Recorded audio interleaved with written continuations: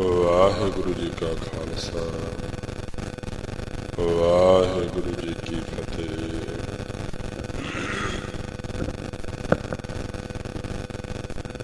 ਪਰਮ ਸਨਮਾਨਯੋਗ ਗੁਰੂ ਰੂਪ ਗੁਰੂ ਖਾਲਸਾ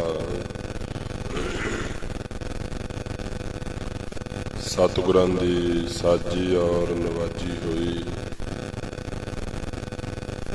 ਸਤਿਗੁਰਾਂ ਦਾ ਹੀ ਖਾਸ ਰੂਪ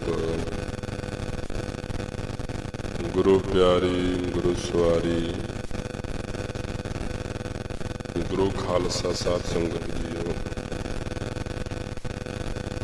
ਸੋ ਆਪ ਜੀ ਵੱਡ ਭਾਗੇ ਹੋ, ਵੱਡਿਆ ਭਾਗਾਂ ਵਾਲੇ ਹੋ,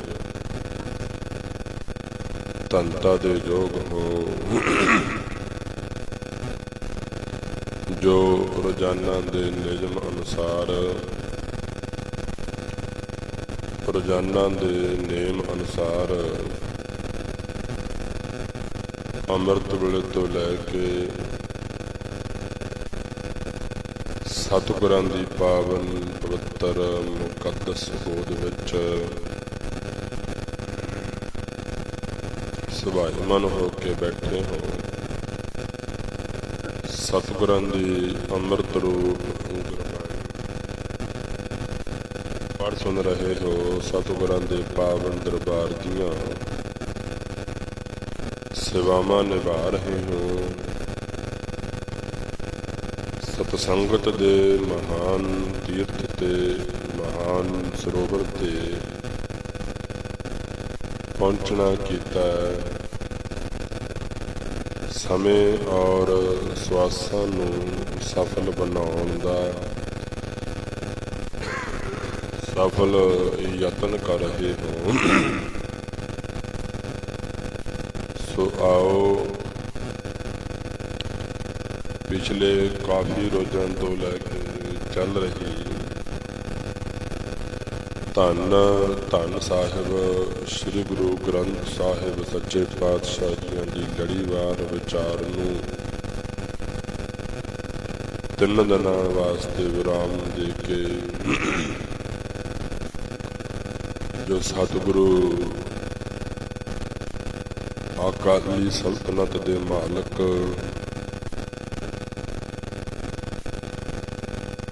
ਪਹਿਲੇ ਨਾਨਕ ਧੰਨ ਸਾਹਿਬ ਸ੍ਰੀ ਗੁਰੂ ਨਾਨਕ ਪਾਤਸ਼ਾਹ ਤਿੰਨਾਂ ਦਾ ਆਗਮਨ ਪੁਰਬ ਜੋ ਆਉਣ ਵਾਲੀ 15 ਤਰੀਕ ਨੂੰ ਆ ਰਿਹਾ ਤੇ ਦੁਨੀਆ ਭਰ ਦੇ ਵਿੱਚ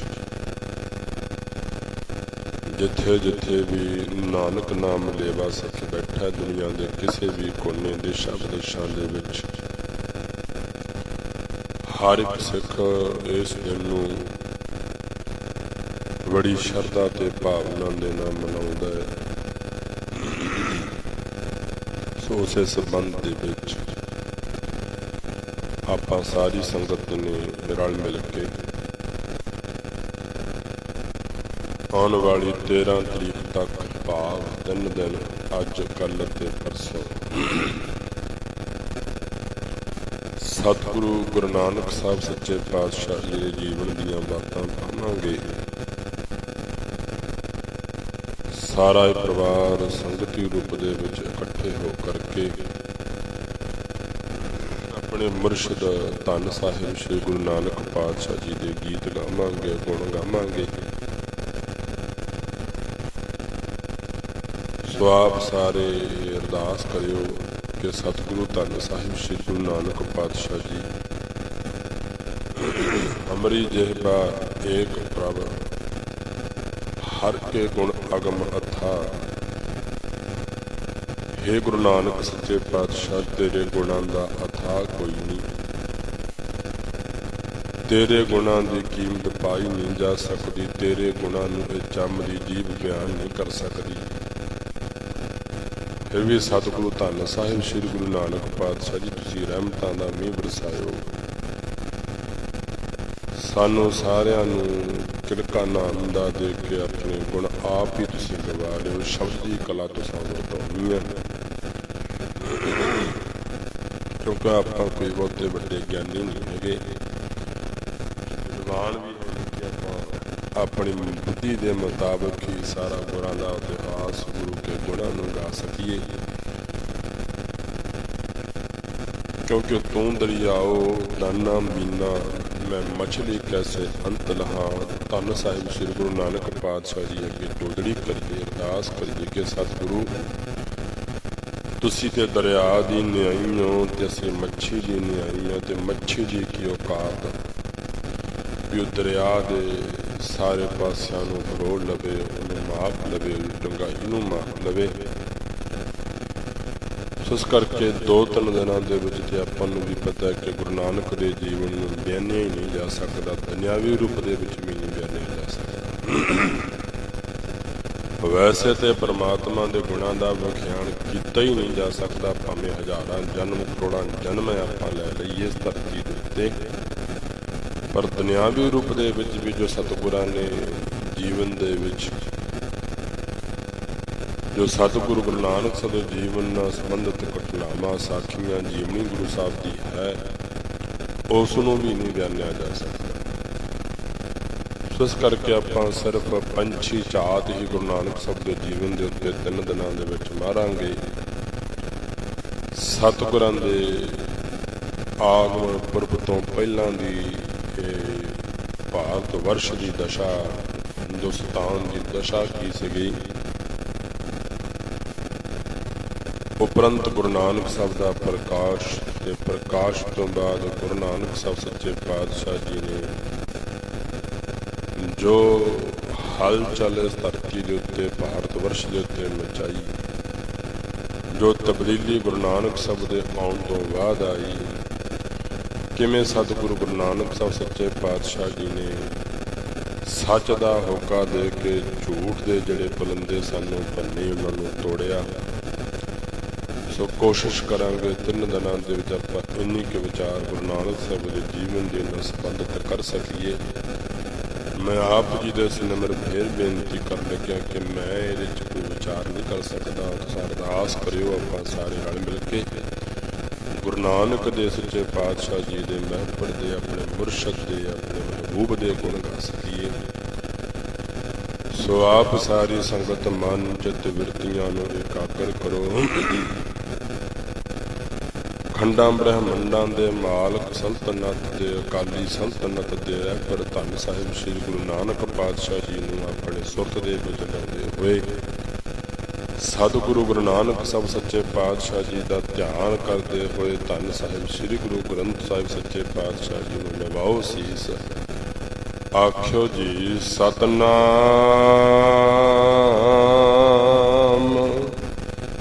ਸ੍ਰੀ ਵਾਹਿਗੁਰੂ ਸਾਹਿਬ ਜੀ।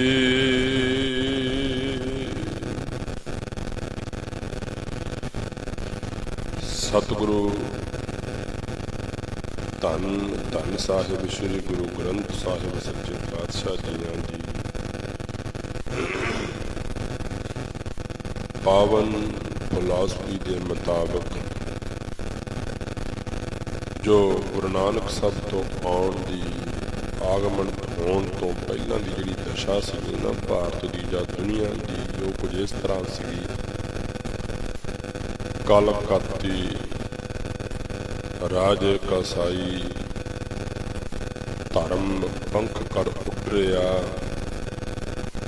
ਕੂੜ ਅਮਾਵਸ ਸੱਚ ਚੰਦਰਮਾ ਦਿਸੈ ਨਾਹੀ ਕਹਿ ਚੜਿਆ, ਹਉ ਭਾਲ ਵਿਕਨੀ ਹੋਈ ਆਧੇਰਾ ਰਾਹ ਨਾ ਕੋਈ।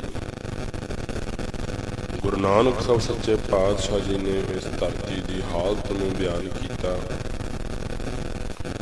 ਵੀ ਕਲਕਾਤੀ ਰਾਜੇ ਕਸਾਈ, ਸਤਿਯੁਗ ਦੇ ਵਿੱਚ, ਤ੍ਰੇਤੇ ਦੇ ਵਿੱਚ, ਜਦੋਂ ਇਸ ਧਰਤੀ ਦੇ ਉੱਤੇ ਥੋੜਾ ਮੋਟਾ ਧਰਮ ਸੀਗਾ, ਥੋੜਾ ਮੋਟਾ ਕੋਈ ਦਇਆ ਨਾਮ ਦੀ ਦੈਵੀ ਗੁਣਾਂ ਦਾ ਕੋਈ ਜ਼ਿਕਰ ਹੈਗਾ ਸੀਗਾ, ਤੋਂ ਵੀ ਬਾਅਦ ਜਦੋਂ ਕਲਯੁੱਗ ਆਉਂਦਾ ਤੇ ਕਲਯੁੱਗ ਦੇ ਵਿੱਚ ਹਾਲਤ ਇਹ ਹੋ ਜਾਂਦੀ ਮਨੁੱਖਤਾਈ ਦੀ, ਮਾਨਵਤਾ ਦੀ, ਕਿ ਜਿਨ੍ਹਾਂ ਰਾਜਿਆਂ ਨੇ ਪਰਜਾ ਨੂੰ ਪਾਲਣਾ ਹੁੰਦਾ ਹੈ, ਜਿਨ੍ਹਾਂ ਰਾਜਿਆਂ ਨੇ ਪਰਜਾ ਦੀ ਰੱਖਿਆ ਕਰਨੀ ਹੁੰਦੀ ਤੇ ਉਹ ਰਾਜੇ ਹੀ ਕਸਾਈ ਬਣ ਬੈਠੇ, ਜੋ ਅੱਜ ਤੱਕ ਇਸ ਤਰ੍ਹਾਂ ਪ੍ਰਚਲਿਤ ਹੈ, ਚੱਲ ਰਿਹਾ, ਕਿਉਂਕਿ ਕਲਯੁੱਗ ਹੈ। ਸਤਿਗੁਰੂ ਗੁਰੂ ਨਾਨਕ ਸਾਹਿਬ ਸੱਚੇ ਪਾਤਸ਼ਾਹ ਜੀ ਕਹਿਣ ਲੱਗੇ ਵੀ ਕਲ ਕਾਤੀ ਰਾਜੇ ਕਸਾਈ। ਅਸਾਂ ਵੇਖਿਆ ਕਿ ਕਲ ਕਾਤੀ ਕਲਯੁੱਗ ਦੇ ਵਿੱਚ ਰਾਜੇ ਜਿਹੜੇ ਆ ਕਸਾਈ ਹੋ ਗਏ, ਭਾਵ ਵਾੜ ਜਿਹੜੀ ਹੈ ਖੇਤ ਨੂੰ ਖਾਣ ਲੱਗ ਪਈ ਹੈ। ਜਦੋਂ ਵਾੜ ਹੀ ਖੇਤ ਨੂੰ ਖਾਣ ਲੱਗ ਪਵੇ ਤਾਂ ਬਚਾਇਆ ਕਿਤੋਂ ਜਾ ਸਕਦਾ। ਧਰਮ ਪੰਖ ਕਰ ਉੱਡ ਰਿਹਾ, ਜਿਹੜੀ ਦਇਆ ਸੀਗੀ, ਧਰਮ ਸੀਗਾ, ਇਹ ਕਹਿੰਦੇ ਮਾਨੋ ਖੰਭ ਲਾ ਕੇ ਕਿਤੇ ਉਡਾਰੀ ਮਾਰ ਗਿਆ। ਵੀ ਧਰਮ ਨਾਮ ਦਾ ਕੋਈ ਚੀਜ਼ ਹੈ ਨਹੀਂ ਸੀਗੀ, ਕਿਉਂਕਿ ਹਾਲਤ ਦੁਨੀਆ ਦੀ ਇਹ ਹੋ ਚੁੱਕੀ ਸੀ, ਭਾਰਤ ਵਰਸ਼ ਦੀ ਹਾਲਤ ਇਹ ਹੋ ਚੁੱਕੀ ਸੀ। ਕੂੜ ਅਮਾਵਸ ਮਾਨੋ ਜਿਵੇਂ ਮੱਸਿਆ ਦੀ ਰਾਤ ਦੇ ਵਿੱਚ ਚੰਦਰਮਾ ਵਿਖਾਈ ਨਹੀਂ ਨਾ ਦਿੰਦਾ, ਇਸ ਤਰ੍ਹਾਂ ਪੂਰੀ ਦੁਨੀਆ ਦੇ ਵਿੱਚ ਕਿਤੇ ਧਰਮ ਵਿਖਾਈ ਨਹੀਂ ਸੀ ਦੇ ਰਿਹਾ। ਪਾਪ ਬਹੁਤ ਵੱਧ ਗਿਆ ਸੀਗਾ। ਸਤਿਗੁਰੂ ਕਹਿਣ ਲੱਗੇ ਕੂੜ ਅਮਾਵਸ ਸੱਚ ਚੰਦਰਮਾ ਦੀਸੈ ਨਹੀਂ। ਕੂੜ ਦੀ, ਝੂਠ ਦੀ, ਮੱਸਿਆ ਦੀ ਕਾਲੀ ਬੋੜੀ ਰਾਤ ਦਾ ਹਨੇਰਾ ਦੁਨੀਆ ਤੇ ਛਾ ਚੁੱਕਾ ਸੀਗਾ ਤੇ ਸੱਚ ਦਾ ਚੰਦਰਮਾ ਕਿਤੇ ਵਿਖਾਈ ਨਹੀਂ ਸੀ ਦੇ ਰਿਹਾ, ਸੱਚ ਕਿਤੇ ਦਿਸ ਨਹੀਂ ਸੀ ਰਿਹਾ। ਕੂੜ ਅਮਾਵਸ ਸੱਚ ਚੰਦਰਮਾ ਦਿਸੈ ਨਾਹੀਂ, ਕਹਿ ਚੜਿਆ ਹਉ ਭਾਲ ਵਿਕੁੰਨੀ ਹੋਈ। ਤੇ ਦੁਨੀਆ ਜਿਹੜੀ ਆ ਇਹ ਪਾਪ ਕਰਕੇ ਕਮਲੀ ਬੋਲੀ ਹੋ ਚੁੱਕੀ ਸੀ। ਥੋੜਾ ਜਿਹਾ ਆਪਾਂ ਪਿਛੋਕੜ ਵੱਲੋਂ ਜ਼ਰੂਰ ਜਾਵਾਂਗੇ, ਕਿਉਂਕਿ ਆਪਾਂ ਸਤਿਗੁਰਾਂ ਦੇ ਪ੍ਰਕਾਸ਼ ਤੇ ਕੱਲ ਨੂੰ ਹੋਣਾ।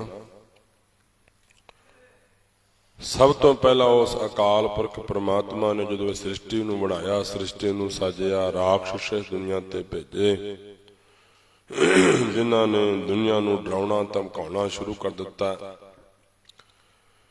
ਫਿਰ ਦੇਵਤੇ ਭੇਜੇ, ਜਿਨ੍ਹਾਂ ਨੇ ਆਪਣੀ ਹੀ ਪੂਜਾ ਪ੍ਰਤਿਸ਼ਠਾ ਦੇ ਵਿੱਚ ਲੋਕਾਂ ਨੂੰ ਲਾ ਲਿਆ ਸੀਗਾ।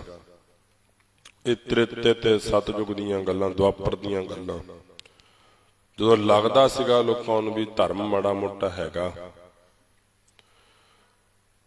ਸਤਿਗੁਰੂ ਗੁਰੂ ਨਾਨਕ ਸਾਹਿਬ ਸੱਚੇ ਪਾਤਸ਼ਾਹ ਜੀ ਨੇ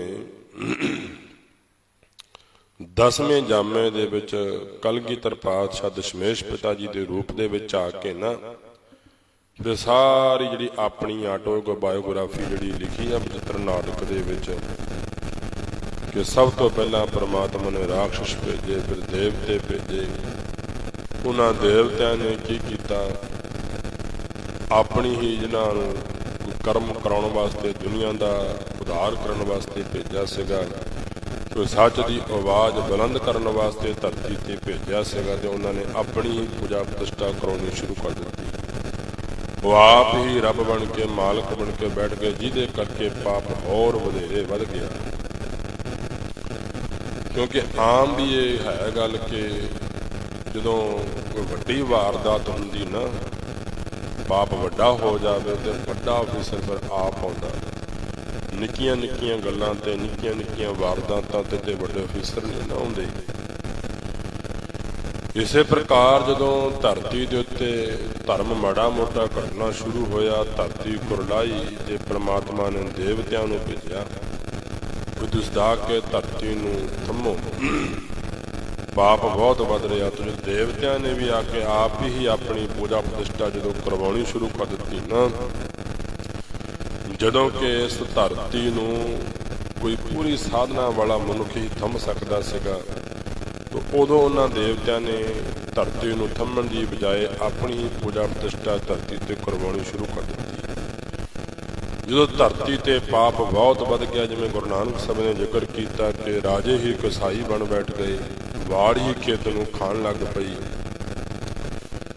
ਇਉਂ ਮੰਨੋ ਕਿ ਧਰਮ ਦਾ ਸੂਰਜ ਬਹੁਤ ਡੂੰਘਾ ਕਿਤੇ ਰਸਾਤਲ ਟੋਏ ਦੇ ਵਿੱਚ ਡੁੱਬ ਗਿਆ। ਧਰਮ ਕੁਛ ਦਿਸ ਨਹੀਂ ਸੀ ਰਿਹਾ, ਪਾਪ ਬੜਾ ਵੱਧ ਗਿਆ। ਸੱਚ ਦਾ ਸੂਰਜ, ਸੱਚ ਦਾ ਚੰਦਰਮਾ ਕਿਤੇ ਵਿਖਾਈ ਨਹੀਂ ਸੀ ਦੇ ਰਿਹਾ। ਝੂਠ ਦਾ ਹੀ ਬਲੰਦਾ ਸਭ ਪਾਸੇ ਫੈਲ ਗਿਆ ਸੀ। ਫਿਰ ਗੁਰੂ ਨਾਨਕ ਸਾਹਿਬ ਸੱਚੇ ਪਾਤਸ਼ਾਹ ਜੀ ਨੇ ਧਰਤੀ ਦੀ ਪੁਕਾਰ ਸੁਣੀ। ਸੁਣੀ ਪੁਕਾਰ ਦਾਤਾਰ ਪ੍ਰਭ ਗੁਰੂ ਨਾਨਕ ਜਗ ਮਾਹੇ ਪਠਾਇਆ। ਕਿਹਦੀ ਪੁਕਾਰ ਸੁਣੀ? ਧਰਤੀ ਦੀ, ਧਰਮੀਆਂ ਦੀ।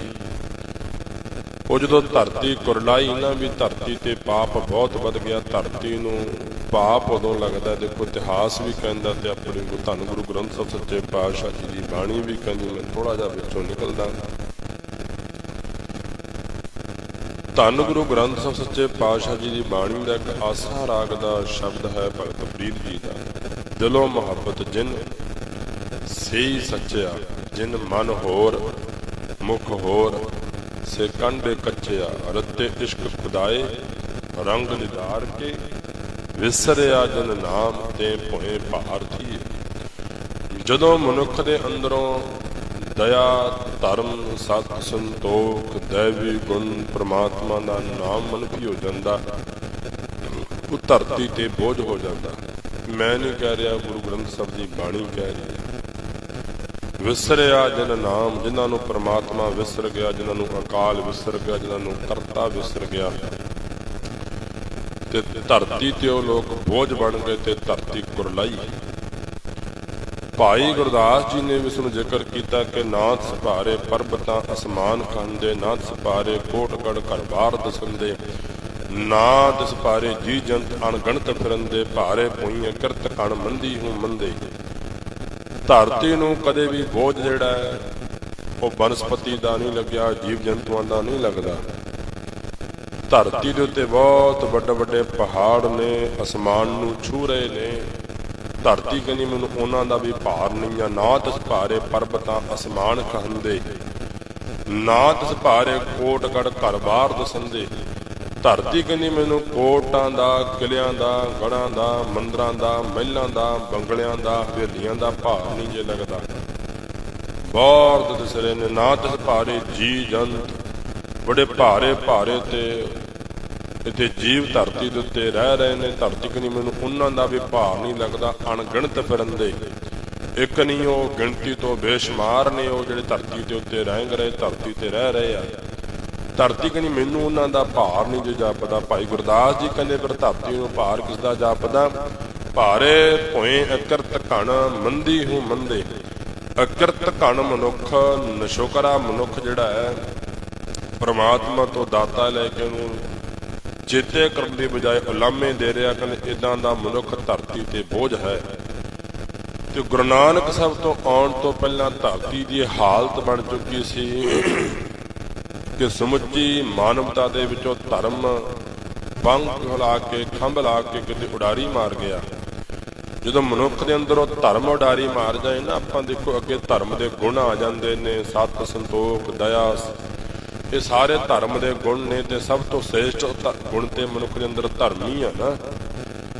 ਸਰਬ ਧਰਮ ਹੈ ਸ੍ਰੇਸ਼ਟ ਧਰਮ, ਹਰ ਕੋ ਨਾਮ ਜਪ ਨਿਰਮਲ ਕਰਮ, ਆਪਾਂ ਸੁਖਮਨੀ ਸਾਹਿਬ ਦੇ ਵਿੱਚ ਪੜ੍ਹਦੇ ਆ ਨਾ। ਸਭ ਤੋਂ ਸ੍ਰੇਸ਼ਟ ਗੁਣ ਤੇ ਮਨੁੱਖ 'ਚ ਧਰਮ ਹੀ ਆ। ਤੇ ਜੇ ਧਰਮ ਹੀ ਅੰਦਰੋਂ ਖਤਮ ਹੋ ਜਾਏ, ਮਨੁੱਖ ਅੰਦਰੋਂ ਦਇਆ ਨਹੀਂ ਰਹੇਗੀ, ਦਇਆ ਨਹੀਂ ਰਹੇਗਾ ਤੇ ਸੰਤੋਖ ਨਹੀਂ ਰਹੇਗਾ, ਸੰਤੋਖ ਨਹੀਂ ਆਏਗਾ ਤੇ ਸਹਿਜ ਨਹੀਂ ਆਏਗਾ।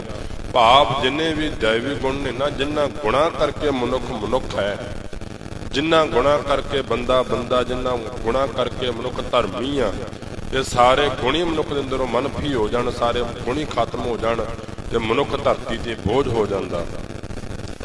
ਭਾਈ ਗੁਰਦਾਸ ਜੀ ਕਹਿੰਦੇ ਵੀ ਉਸ ਵੇਲੇ ਪਰ ਗੁਰੂ ਨਾਨਕ ਸਾਹਿਬ ਦੇ ਆਉਣ ਤੋਂ ਪਹਿਲਾਂ ਧਰਤੀ ਦੀ ਹਾਲਤ ਇਹ ਬਣ ਚੁੱਕੀ ਸੀ ਕਿ ਧਰਮ ਪੰਖ ਕਰ ਉੱਡ ਰਿਹਾ, ਧਰਮ ਕਿਤੇ ਖੰਭ ਲਾ ਕੇ ਉੱਡ ਗਿਆ ਸੀ। ਭਾਈ ਗੁਰਦਾਸ ਜੀ ਦਾ ਇੱਕ ਜ਼ਿਕਰ ਮੈਂ ਆਪ ਜੀ ਨਾਲ ਹੋਰ ਸਾਂਝਾ ਕਰਾਂ। ਚਾਰੇ ਜਾਗੇ ਚਹੁ ਜੁਗੀ, ਪੰਚੈਣ ਪ੍ਰਭ ਆਪੇ ਹੋਆ, ਆਪੇ ਪੱਟੀ ਕਲਮ ਆਪ, ਆਪ ਲਿਖਣ ਹਾਰਾ ਹੋਆ। ਬਾਝ ਗੁਰੂ ਅੰਧੇਰ ਹੈ, ਖੈ ਖੈ ਮਰਦੇ ਬਹੁ ਬਿਦ ਲੋਆ। ਗੁਰੂ ਤੋਂ ਬਿਨਾਂ ਇੰਨਾ ਅੰਧੇਰ ਛਾ ਗਿਆ ਸੀਗਾ ਕਿ ਸਾਰੀ ਲੁਕਾਈ ਧਰਮ ਤੋਂ ਬਿਨਾਂ ਇੱਕ ਦੂਜੇ ਨਾਲ ਖਹਿ ਰਹੀ ਸੀ। ਵਰਤਿਆ ਪਾਪ ਜਗਤ ਤੇ ਧੌਲ ਉਡੀਣਾ ਨਿਸਦਨ ਹੋਵਾ, ਬਾਝ ਦਇਆ ਬਲਹੀਣ ਹੋਏ, ਨਿਗਰ ਚਲੇ ਰਸਤ ਲਟੋਆ। ਭਾਈ ਗੁਰਦਾਸ ਜੀ ਨੇ ਇਸ ਤਰ੍ਹਾਂ ਜਾਪ ਰਿਹਾ ਸੀ ਵੀ ਧਰਤੀ ਦੇ ਉੱਤੋਂ ਧਰਮ ਕਿਤੇ ਬਹੁਤ ਡੂੰਘੇ ਟੋਏ 'ਚ ਚਲਿਆ ਗਿਆ। ਖੜਾ ਇਕੱਤੇ ਪੈਰ ਤੇ ਬਾਪਾਂ ਸੰਗ ਬਹੁ ਭਾਰਾ ਹੋਵਾ, ਥੰਮੈ ਕੋਇ ਨਾ ਸਾਧ ਬਿਨ, ਸਾਧ ਨਾ ਦਿਸੈ ਜੱਗ ਵਿੱਚ ਕੋਆ। ਜਦੋਂ ਧਰਤੀ ਦੀ ਹਾਲਤ ਇਦਾਂ ਦੀ ਬਣ ਜਾਏ ਫਿਰ ਉਦੋਂ ਕੋਈ ਸਾਧਨਾ ਵਾਲਾ ਪੁਰਖ ਉਹ ਧਰਤੀ ਨੂੰ ਸਹਾਰਾ ਦੇ ਸਕਦਾ ਹੁੰਦਾ।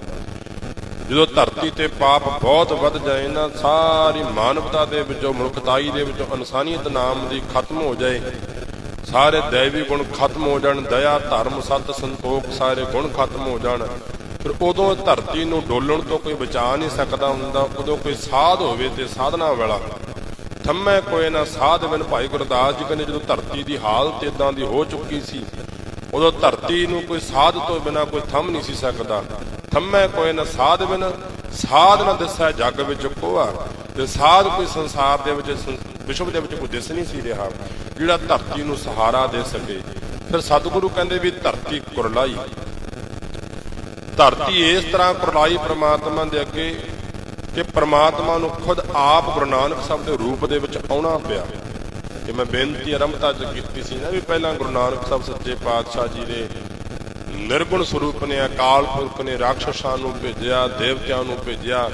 ਜਿਵੇਂ ਕੋਈ ਵੱਡਾ SSP ਦੇਖੋ ਆਪਣੇ ਸਿਪਾਹੀ ਭੇਜ ਦਿੰਦਾ ਨਾ ਵੀ ਤੁਸੀਂ ਮਸਲਾ ਹੱਲ ਕਰੋ, ਇੱਦਾਂ ਮਸਲੇ ਹੱਲ ਕਰਨ ਵਾਸਤੇ ਦੇਵਤਿਆਂ ਨੂੰ ਭੇਜਿਆ। ਪਰ ਉਹ ਜਿਹੜਾ ਸਿਪਾਹੀ ਵਿਚਾਰਾ 4 ਰੁਪਏ ਲੈ ਕੇ ਆਪ ਹੀ ਚੁੱਪ ਕਰ ਜੇ ਤੇ ਮਸਲਾ ਕੀ ਹੱਲ ਹੋਣਾ। ਫਿਰ ਉਹ ਵੱਡੀ ਵਾਰਦਾਤ ਹੋਵੇ ਤੇ ਫਿਰ ਕਈ ਵਾਰੀ ਵੱਡਾ ਅਫੀਸਰ ਨੂੰ ਆਪ ਆਉਣਾ ਪੈਂਦਾ। ਇਸੇ ਤਰ੍ਹਾਂ ਗੁਰੂ ਨਾਨਕ ਸਾਹਿਬ ਸੱਚੇ ਪਾਤਸ਼ਾਹ ਜੀ ਦੇ ਨਿਰਗੁਣ ਸਰੂਪ ਅਕਾਲ ਪੁਰਖ ਪ੍ਰਮਾਤਮਾ ਵਾਹਿਗੁਰੂ ਨੇ, ਉਸ ਅੱਲਾ ਨੇ, ਖੁਦਾ ਨੇ ਨਾ ਪਹਿਲਾਂ ਧਰਤੀ ਨੂੰ ਥੰਮਣ ਵਾਸਤੇ ਦੇਵਤਿਆਂ ਨੂੰ ਭੇਜਿਆ ਸੀਗਾ।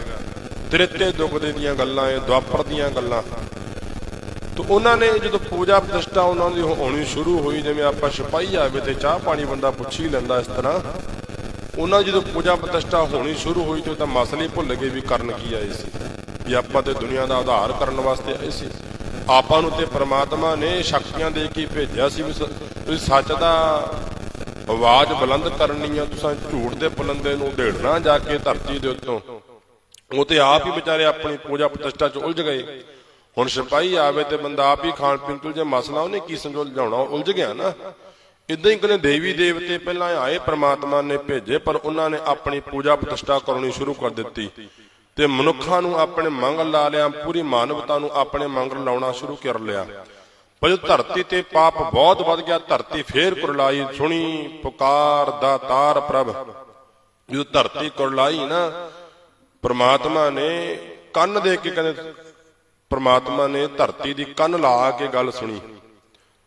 ਸੱਚਾ ਸੁਣਿਆ ਕੰਨ ਦੇ, ਧੀਰਕ ਦੇਵੈ ਸਹਿਜ ਸੁਭਾਏ। ਪ੍ਰਮਾਤਮਾ ਨੇ ਧਰਤੀ ਦੀ ਗੱਲ ਨੂੰ ਨਾ ਅਰਦਾਸ ਜਦੋਂ ਸੁਣੀ, ਧਰਤੀ ਨੇ ਅਰਦਾਸ ਕੀਤੀ ਨਾ, ਅਰਦਾਸ ਕਰੇ ਲਿਵ ਲਾਏ, ਸੱਚਾ ਸੁਣਿਆ ਕੰਨ ਦੇ, ਧੀਰਕ ਦੇਵੈ ਸਹਿਜ ਸੁਭਾਏ। ਤੇ ਪ੍ਰਮਾਤਮਾ ਨੇ ਜਦੋਂ ਧਰਤੀ ਦੀ ਗੱਲ ਕੰਨ ਲਾ ਕੇ ਸੁਣੀ ਤੇ ਪ੍ਰਮਾਤਮਾ ਨੇ ਫਿਰ ਧੀਰਜ ਦੇ ਦਿੱਤਾ ਧਰਤੀ ਨੂੰ। ਫਿਰ ਸਤਿਗੁਰੂ ਅਕਾਲ ਪੁਰਖ ਪ੍ਰਮਾਤਮਾ ਨੇ ਨਾ, ਮੈਂ ਤਾਂ ਕਰਕੇ ਦੁਬਾਰਾ ਗੱਲ ਰਿਪੀਟ ਕਰ ਰਿਹਾ ਵੀ ਆਪਾਂ ਗੁਰੂ ਨਾਨਕ ਸਾਹਿਬ ਨੂੰ ਤੇ ਨਿਰਗੁਣ ਸਰੂਪ ਅਕਾਲ ਪੁਰਖ ਦੇ ਵਿੱਚ ਭੇਦ ਨਹੀਂ ਜੇ ਸਮਝਣਾ ਬਿਲਕੁਲ ਵੀ। ਗੁਰੂ ਨਾਨਕ ਸਾਹਿਬ ਕੋਈ ਰਹਿਬਰ, ਕੋਈ ਪੈਗੰਬਰ, ਕੋਈ ਅਵਤਾਰੀ ਪੁਰਸ਼ ਨਹੀਂ ਸੀ। ਅਵਤਾਰੀ ਪੁਰਸ਼ ਪਹਿਲਾਂ ਵੀ ਆਉਂਦੇ ਰਹੇ, ਰਾਮਚੰਦਰ ਵਰਗੇ, ਕ੍ਰਿਸ਼ਨ ਵਰਗੇ ਆਉਂਦੇ ਰਹੇ, ਪਰ ਇਹ ਪ੍ਰਮਾਤਮਾ ਖੁਦ ਆਪ ਆਏ ਸੀਗੇ। ਰਹਿਬਰ ਦਾ ਤੇ ਭਾਵ ਹੁੰਦਾ ਕਿਸੇ ਦਾ ਭੇਜਿਆ ਹੋਇਆ ਆਉਂਦਾ, ਪੈਗੰਬਰ ਦਾ ਤੇ ਭਾਵ ਵੀ ਹੁੰਦਾ ਵੀ ਉਹ ਕਿਸੇ ਦਾ ਪੈਗਾਮ ਲੈ ਕੇ ਆਉਂਦਾ। ਪੈਗੰਬਰ ਤੇ ਉਸ ਨੂੰ ਕਹਿੰਦੇ ਆ, ਠੀਕ ਹੈ, ਮੁਹੰਮਦ ਸਾਹਿਬ ਹੋਏ ਪੈਗੰਬਰ, ਬਹੁਤ ਪੈਗੰਬਰ ਪਹਿਲਾਂ ਹੋਏ ਆ ਦੁਨੀਆ ਦੇ ਉੱਤੇ। ਉਹਨਾਂ ਦੇ ਤੇ ਪੈਗੰਬਰ ਦਾ ਤੇ ਅਰਥ ਹੀ ਇਹ ਹੁੰਦਾ ਕੋਈ ਪੈਗਾਮ ਲੈ ਕੇ ਆਉਣਾ, ਕੋਈ ਸੁਨੇਹਾ ਲੈ ਕੇ ਆਉਣਾ ਕਿਸੇ ਦਾ।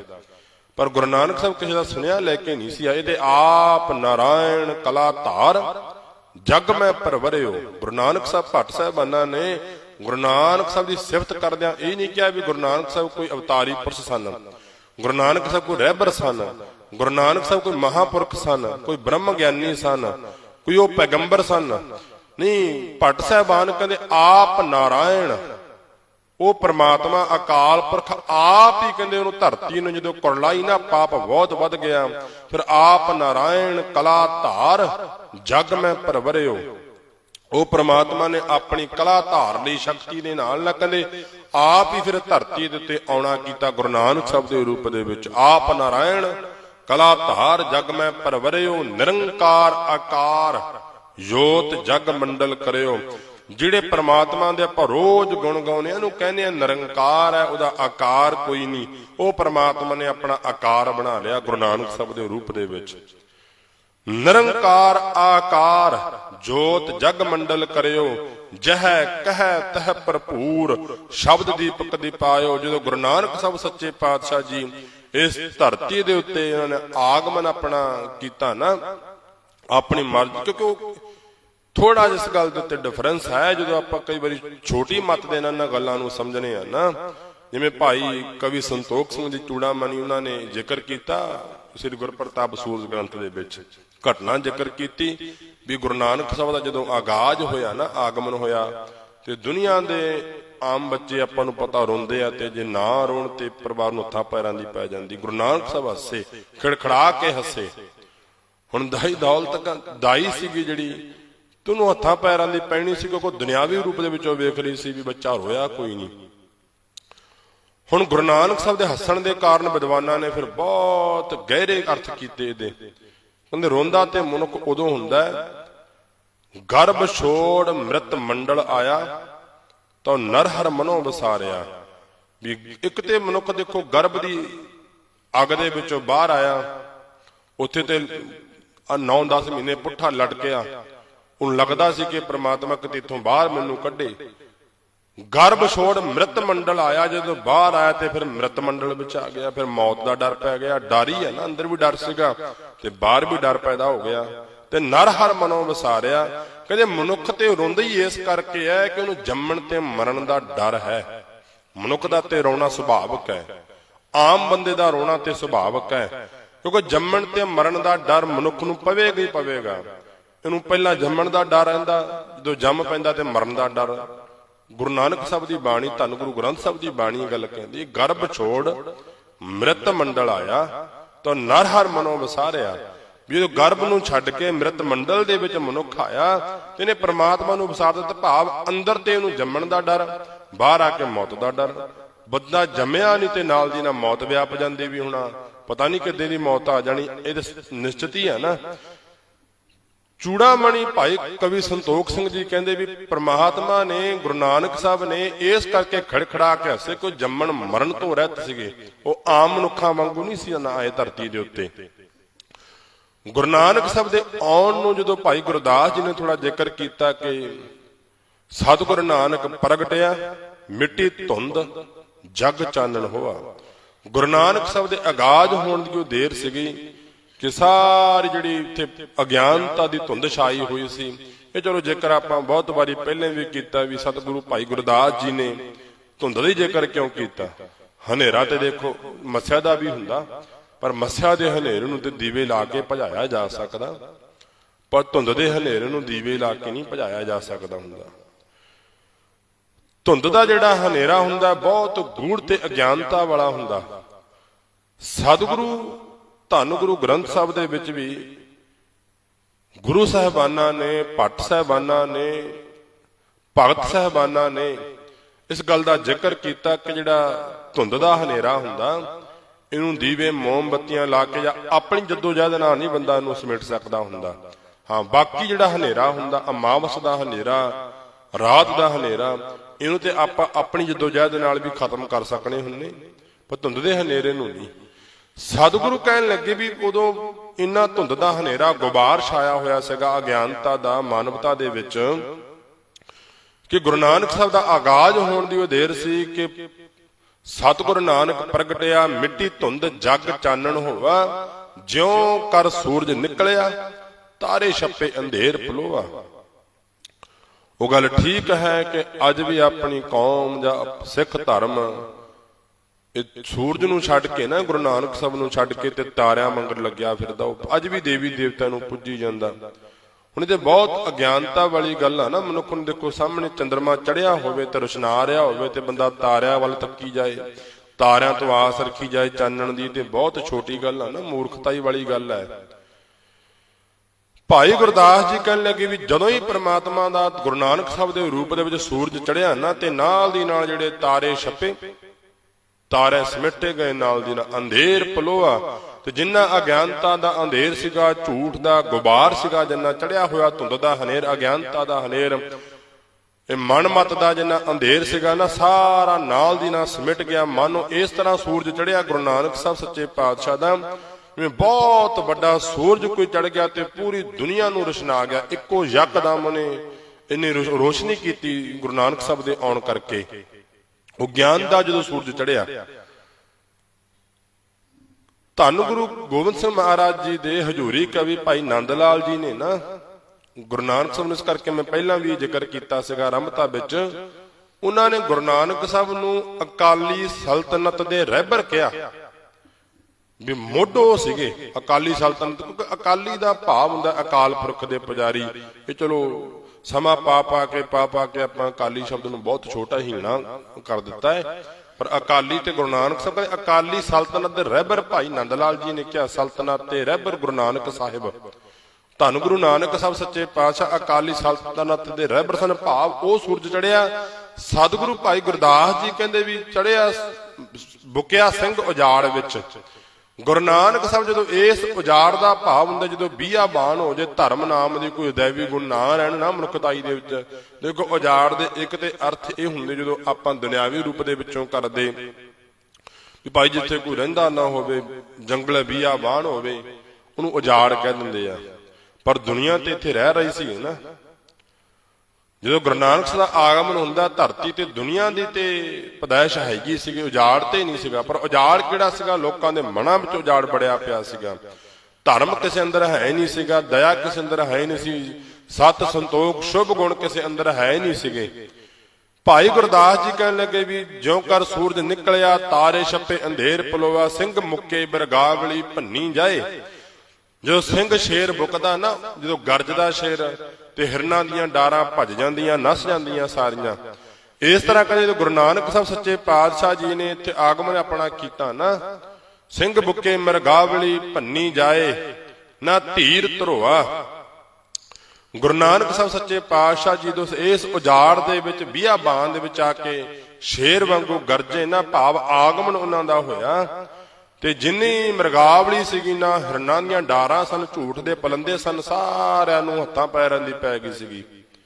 ਕਿਉਂਕਿ ਗੁਰੂ ਨਾਨਕ ਸਾਹਿਬ ਸੱਚੇ ਪਾਤਸ਼ਾਹ ਅਕਾਲ ਪੁਰਖ ਪ੍ਰਮਾਤਮਾ ਦੇ ਸਰਗੁਣ ਸਰੂਪ ਸਨ ਨਾ। ਨਿਰਗੁਣ ਤੇ ਸਰਗੁਣ ਦੇ ਮੈਂ ਥੋੜੋ ਜਿਹਾ ਅਰਥ ਕਰ ਦਿੰਦਾ। ਨਿਰਗੁਣ ਤੇ ਸਰਗੁਣ ਚ ਬਹੁਤਾ ਭੇਦ ਨਹੀਂ ਜੇ ਹੁੰਦਾ। ਨਿਰਗੁਣ ਹੁੰਦਾ ਵੀ ਉਹੀ ਆਕਾਰ ਤੋਂ ਰਹਿਤ ਸ਼ਕਤੀ, ਤੇ ਜਦੋਂ ਉਹ ਸ਼ਕਤੀ ਆਪਣਾ ਆਕਾਰ ਧਾਰਨ ਕਰ ਲਵੇ ਤੇ ਉਹਨੂੰ ਸਰਗੁਣ ਕਹਿ ਦਿੰਦੇ ਆ। ਇਸ ਕਰਕੇ ਕੋਈ 2 ਦਿਨ ਮੈਨੂੰ ਪਤਾ ਨਿਰਗੁਣ ਤੇ ਸਰਗੁਣ ਦੀ ਇਹ ਕਥਾ ਚੱਲਣੀ, ਤੇ ਮੈਂ ਇੱਕੋ ਵਾਰ ਚ ਆਪ ਜੀ ਨੂੰ ਗੱਲ ਸਮਝਾ ਸਕਾਂ। ਚਲੋ ਦੁਬਾਰਾ ਰਿਪੀਟ, ਸਮਾਂ ਨਾ ਆਪਾਂ ਨੂੰ ਖਰਾਬ ਕਰਨਾ ਪਵੇ।